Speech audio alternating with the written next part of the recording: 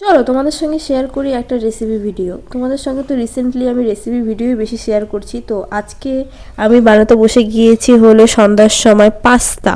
তো কীভাবে আমি পাস্তাটা রান্না করছি সবই তোমাদের সঙ্গে শেয়ার করব। প্রথমেই তো আমি একটা প্যানের মধ্যে জল বসিয়ে দিয়েছিলাম আর তার মধ্যে দিয়ে দিয়েছিলাম হলো তেল, যাতে করে পাস্তাটা সেই প্যানের মধ্যে আটকে না যায়।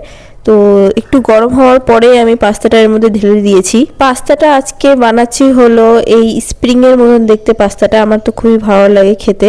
পাস্তাটা দেখতে স্প্রিং এর মতো, তাই জন্য আমি বললাম স্প্রিং পাস্তা। তোমরা যদি এর নাম জেনে থাকো তাহলে অবশ্যই কমেন্টে জানিও। 2 থেকে 3 মিনিট সিদ্ধ করার পর জলটা একটু কমে আসার পর আমি পাস্তাটাকে নামিয়ে রেখে দিলাম। এরপরে একটা কড়াই বসিয়ে দিয়েছি এবং কড়াইয়ের মধ্যে সামান্য তেল দিয়ে একটু গরম করতে দিয়ে দিয়েছি। কড়াইয়ের তেলটা যখন গরম হয়ে গেল তার মধ্যে আমি দিয়ে দিলাম কুচি কুচি করে রাখা আলু। আমার আলু দেওয়ার সময় অনেকটাই ভয় লাগছিল, কারণ আলুর মধ্যে জল ছিল, তো তেলটা একদম ছিটিয়ে চলে আসছিল আমার হাতের উপরে। এরপরেই দিয়ে দিলাম পেঁয়াজ কুচি আর সামান্য লঙ্কা। আমি ঝাল খুবই কম খাই, তাই একটাই লঙ্কাকে আমি কুচি কুচি করে কেটে দিয়েছিলাম। আমি নিজে রান্না করতে না জানলেও তোমাদেরকে রান্না কিভাবে করতে হয় তা শেখাচ্ছি, মানে আমি একটা এক্সট্রা অর্ডিনারি শেফ।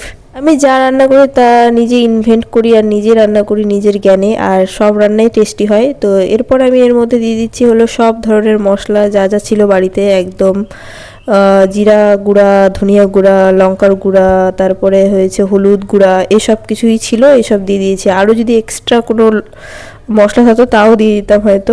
তো যাই হোক, এরপরে মশলা দেওয়ার পর একটু কষিয়ে নেওয়ার পর আমি পাস্তাটা ঢেলে দিয়েছি এর মধ্যে। পাস্তাটা দেওয়ার পর কিছুক্ষণ নাড়ানাড়ি করছিলাম আমি। আচ্ছা, তোমরা আমার ভিডিওতে ভিউজ করো কিন্তু তোমরা কোনো কমেন্ট করো না বা কোনো রিয়াকশন দিয়ে যাও না, তাতে আমি খুবই কষ্ট পাই মনের মধ্যে।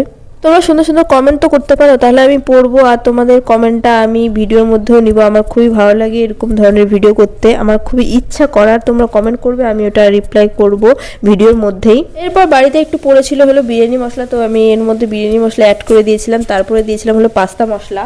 তোমরা কে কে আমার মতো আছো যে বিকালবেলা হলেই খেতে ইচ্ছা করে কিছু না কিছু, যেরকম পাস্তা, বিরিয়ানি আর চাউমিন, মোমো, এসব কিছু। আমার তো বিকাল হলেই কিছু না কিছু খেতে ইচ্ছা করে, তাই আমি বসে যাই রান্না করতে।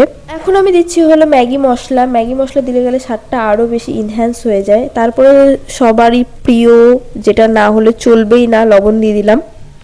তো সব কিছু দেওয়ার পর এখন আমি নাড়ানাড়ি করছি, একদম শুকনো শুকনো বানিয়েছি। অনেকে দেখি দুধ দেয়, দই দেয়, ওগুলো একটু আলাদা রকম খাওয়ার। আমার তো ওই সব ভালো লাগে না, আমার একদম ভাজা ভাজা ভালো লাগে। তো আমার ভাজানো কমপ্লিট হয়ে গিয়েছে। তারপরে আমি একদম এটাকে বন্ধ করে চলে আসলাম সবার জন্য নিয়ে। তো দেখতে পাচ্ছ 3 প্লেট নিয়ে চলে এসেছি, কারণ আমরা বাড়িতে 3 জন আছি। আর খুবই সুস্বাদু হয়েছিল খাবারটা। তোমাদের কেমন লাগলো অবশ্যই কিন্তু কমেন্টে জানিও, আর কারা কারা আমার মতন করে বানাও এটাও কমেন্টে জানিও। Tata, bye bye.